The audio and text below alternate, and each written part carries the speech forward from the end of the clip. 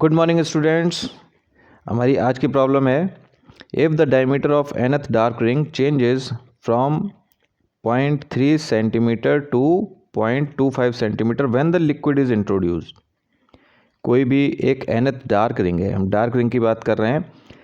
जब उस पर एयर थी तो डायमीटर 0.3 सेंटीमीटर थी, और जैसे ही उसमें हमने लिक्विड इंट्रोड्यूस कर दिया तो डायमीटर हो गई 0.25 centimetre of the air film. Calculate the refractive index of the liquid. तो अब हमें रिफ्रैक्टिव इंडेक्स फाइंड आउट करना है। मैं इस केस को एक बार यहाँ पर एक्सप्लेन करता हूँ कि ये हमारा प्लेन ग्लास प्लेट है और यहाँ पर हमारा एक प्लेनो कॉन्वेक्स लेंस है। जब एयर थी तो थिकनेस कितनी थी, सॉरी डायमीटर कितनी है, 0.3 सेंटीमीटर। और जब हमने लिक्विड इंट्रोड्यूस कर दिया तब कितनी हो गई, 0.25 सेंटीमीटर। मतलब जब एयर है, ये जब एयर है तब 0.3 सेंटीमीटर, और जब हमने लिक्विड फिल कर दिया सेकंड केस तो इसकी जो डायमीटर है वो 0.25 सेंटीमीटर। तो अब हमें ये फाइंड आउट करना है कि इस लिक्विड की रिफ्रैक्टिव इंडेक्स कितनी है। तो चलिए नोट कर लेते हैं कि क्या क्या चीज़ें हमें गिवन है। dn², जबकि एयर की बात चल रही है तो ये है 0.3 सेंटीमीटर, और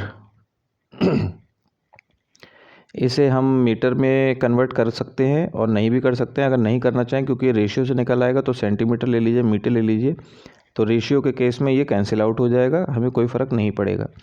ठीक है, तो वो भी मैं बता दूंगा। फ़िलहाल हम इसे मीटर में चेंज कर ले रहे हैं। 0.3 इंटू 10⁻⁻2 मीटर।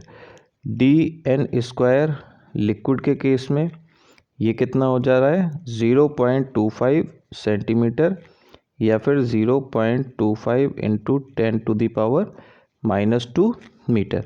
और हमें म्यू लिक्विड फाइंड आउट करना है।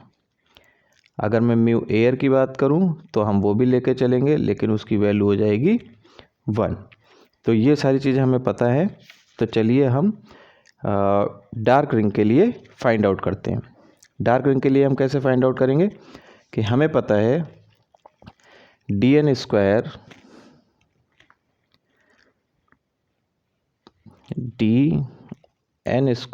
ये मैं एयर के लिए लिख रहा हूँ, डार्क रिंग के लिए है 4n⁻r divided by mu air. ये हमने एयर के लिए लिख लिया। ओके, ये डार्क रिंग है। अगेन हम डार्क रिंग की बात कर रहे हैं। dn लिक्विड के लिए, dn², ये 4n⁻r divided by mu liquid है ना। तो इसमें हम कोई भी चीज़ को चेंज नहीं कर रहे हैं। nth ऑर्डर वही है, जो इसमें है वही इसमें है। लैम्डा जो वेवलेंथ हम इसमें यूज़ कर रहे हैं वही इसमें है। Radius of curvature of the plano convex lens same for both, because we are not changing the other things, we are changing only the medium. Okay, पहले एयर थी, अब लिक्विड कर दिया, बाकी सारी चीज़ें सेम है। तो हम क्या करेंगे, हम इसको इससे डिवाइड कर देंगे, तब हमारे ये जो फैक्टर है सेम फैक्टर वो कैंसिल आउट हो जाएंगे। और इसीलिए मैं कह रहा था कि यहाँ पर कोई भी चेंजेस नहीं आएंगे, क्योंकि यहाँ पर जो डायमीटर है अगर आप मीटर में लेंगे तब भी कोई फ़र्क नहीं पड़ेगा, क्योंकि रेशियो आएगा, और अगर सेंटीमीटर में लेंगे तब भी रेशियो आएगा, वो भी कैंसिल आउट हो जाएगा। तो चलिए अब हम यहाँ पर वैल्यू पुट करते हैं, डिवाइड कर देते हैं। dn air divided by dn liquid square equals to, पहले मैं इसे लिख लेता हूँ, 4n⁻r divided by mu air. इसे मैं मल्टीप्लाई में ले जा रहा हूँ, तो ये हो जाएगा mu liquid divided by 4n⁻r।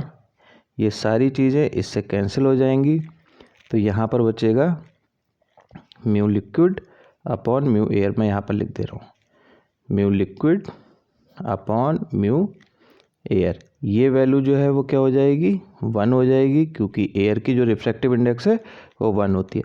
तो इसका मतलब mu liquid equals to this one, mu liquid equals to dn air square divided by dn liquid square.